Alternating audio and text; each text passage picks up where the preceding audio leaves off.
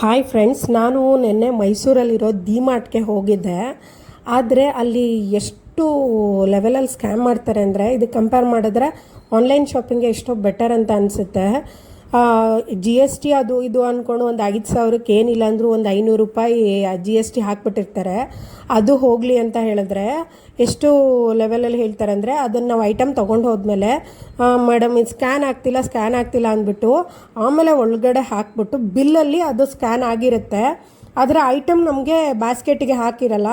ನಾವು ಅನ್ಕೋತೀವಿ ಬಿಲ್ ಆಗಿರಲ್ಲ ಅಂತ ಹೇಳಿ. ಅಷ್ಟೊಂದು ಕ್ರೌಡ್ ಮಧ್ಯ ನಾವು ತೊಗೊಳ್ಳೋ ಅಷ್ಟೊಂದು ಐಟಮ್ಸ್ ಇರುತ್ತೆ. ಒಂದು 40+ ಐಟಮ್ಸ್ ಇತ್ತು. ಸೊ ಅಷ್ಟು ಐಟಮಲ್ಲಿ ನಾವು ಅದನ್ನೆಲ್ಲ ಚೆಕ್ ಮಾಡ್ತಾ ಕೂರೋಕ್ಕಾಗಲ್ಲ. ಮನೆಗೆ ಹೋಗ್ಬಿಟ್ಟು ಬಿಲ್ ಚೆಕ್ ಮಾಡೋಣ ಅಂದ್ಬಿಟ್ಟು ಹೇಗಿದ್ರು ಅವ್ರು ಒಳಗೆ ಹಾಕಿದ್ದಾರೆ ಅಂದರೆ ಬಿಲ್ ಇರಲ್ಲ ಅಂತ ಅಂದ್ಕೊಂಡ್ವಿ.